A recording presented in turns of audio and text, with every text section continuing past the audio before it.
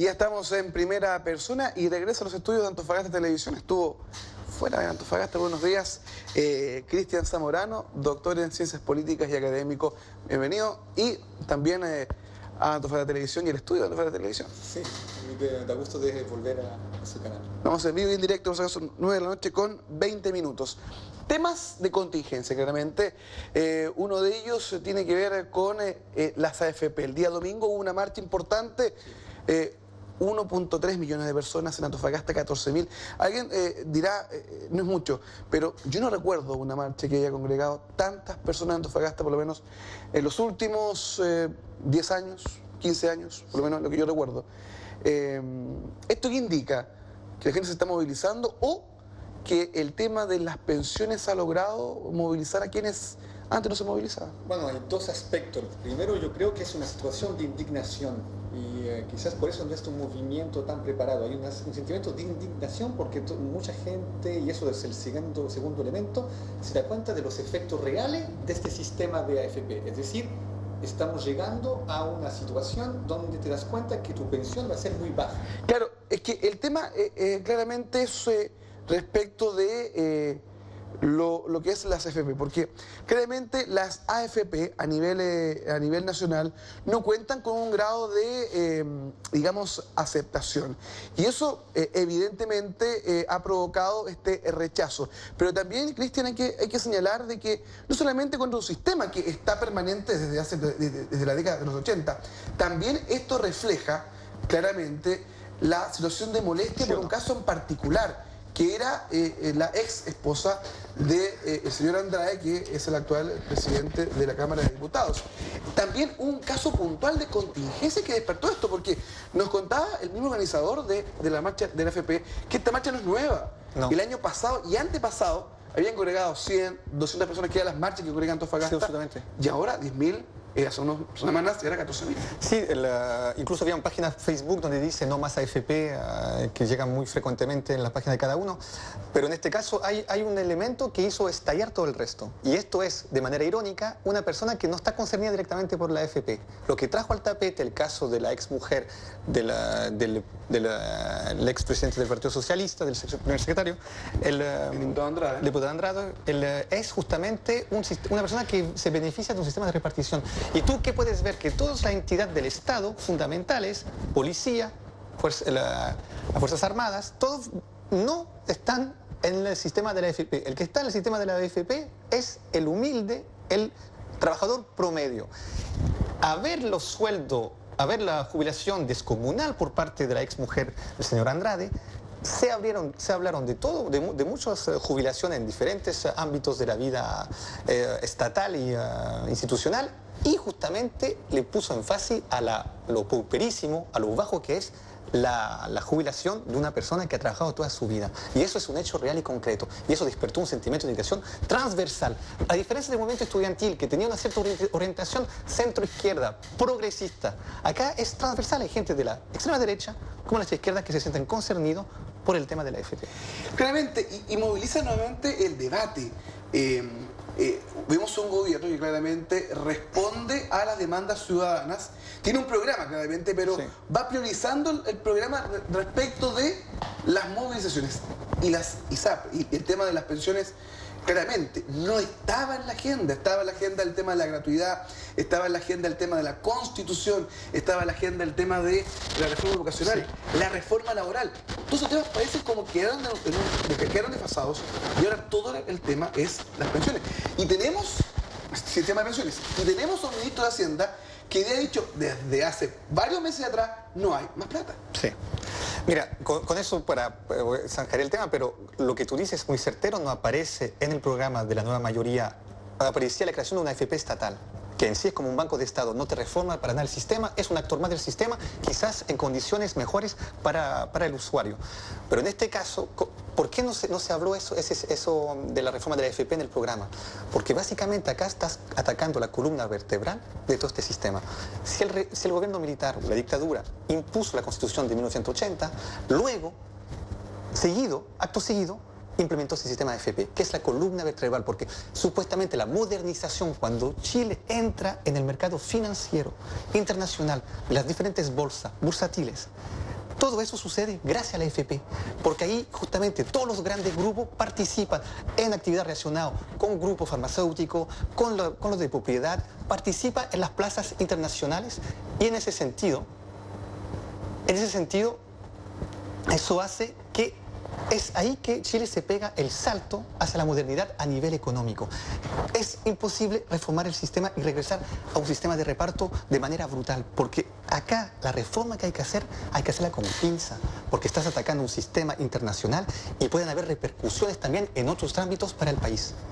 Pero tengo algunas dudas respecto a ese tema, porque los economistas, hay muchos economistas, sí, unos que están a favor de que volvamos a sistema de reparto quizás mañana, sí, pero otros plantean de que, a ver, para ser claro, en Chile hay recursos, hay dineros que han permitido inversión, crecimiento, empresas, todo tipo de cosas. Otro tema es que se reparta esa riqueza, no, ese es otro tema aún mayor. Ya. Que queda en evidencia de Antofagasta con un per cápita gigantesco, sí, y uno camina por el centro hasta ahora y encuentra una serie de personas viviendo en situación de calle.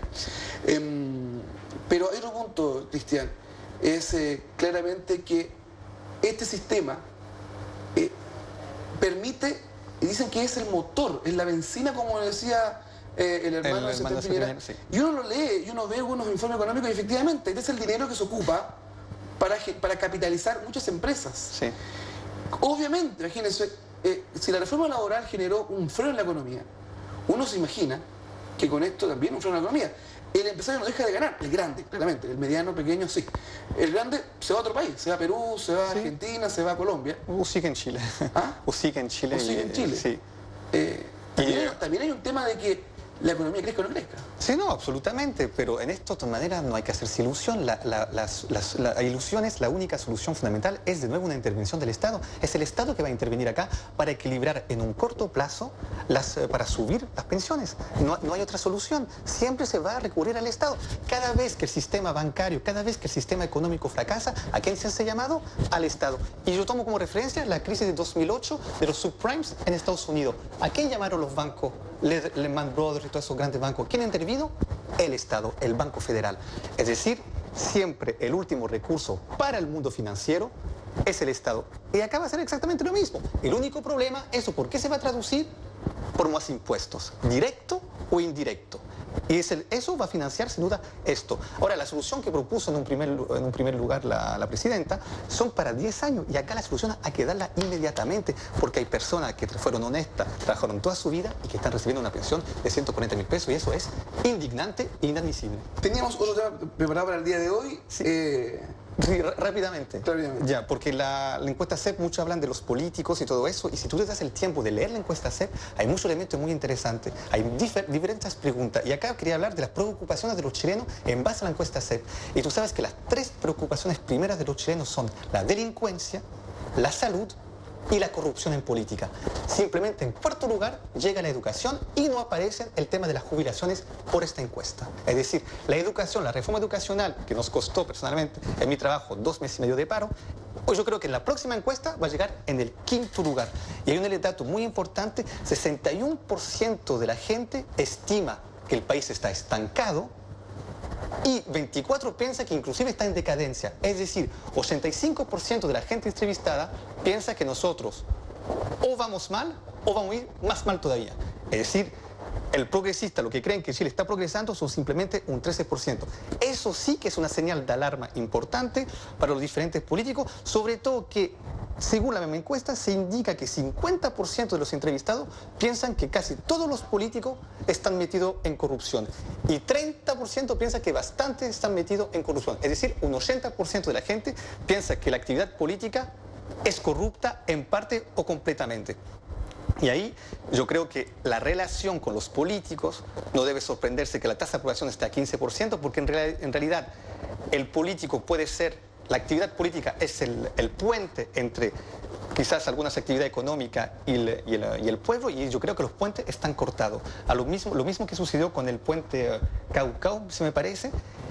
Los políticos están sufriendo un gran descrédito y hay poca confianza en el futuro del país. Es decir, estamos en un esquema donde para la próxima elección se da el espacio para la aparición de un candidato que no esté relacionado tanto con la actividad política.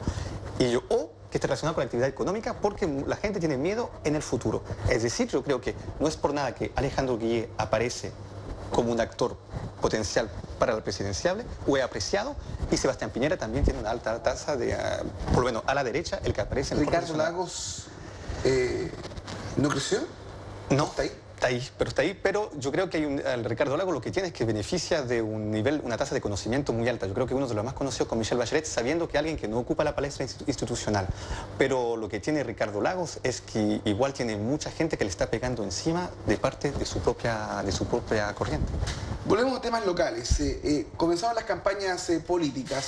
¿Cómo tú ves este escenario? Hay muchos candidatos. Sí. Claramente para todos los gustos. Sí. ¿Cómo ves este escenario confuso? Una dispersión de votos, la gente se va a restar de ir a votar. No, Antofagasta, way of life, siempre seguimos los mismos. Mira lo que aparece con fuerza son los independientes. Acá todo el mundo es independiente. Y si tú miras las elecciones pasadas, Karen Rojo, independiente, Marcela Hernando, electa como independiente, Daniela Daro, electa como independiente. Hoy en día tú ves una cantidad importante de independientes. Y me parece que hay 2 candidatos simplemente que están realmente afiliados a partidos políticos. Y aparece esa figura de los concejales independientes, pero relacionado con partidos políticos. Porque en el sistema concejal, como el sistema electoral es diferente, sí, tiene que funcionar así más con los partidos. Lo que quiero decir con eso es que una vez más vemos lo atípico que es Antofagasta, o quizás lo vanguardista. Es decir, de algún modo, sobre todo lo que concerne a la nueva mayoría, bien que hoy día recibió un apoyo muy potente a la candidata, los partidos políticos están en un claro proceso de retroceso, y en el caso de la nueva mayoría hay una clara disensión, que no sucede con el candidato Manuel Rojas, donde Chile Vamos, como apareció hace poco, tiene un respaldo claro de su candidato. Acá es Manuel Rojas, y no hay discusión acerca de Karen Rojo. ¿Tú crees? Esto es casi una pirotecnia política, pero más que pirotecnia, esto es como casi jugar a las cartas en la política.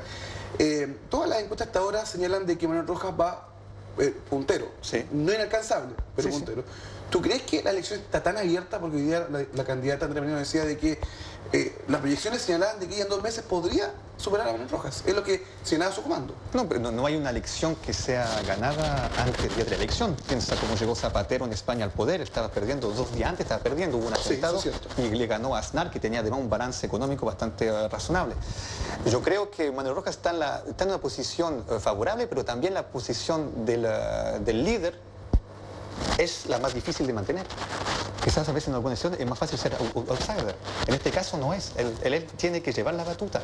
Y yo creo que lo que le puede jugar en contra es la aparición de una campaña activa por parte de la persona más cercana a él.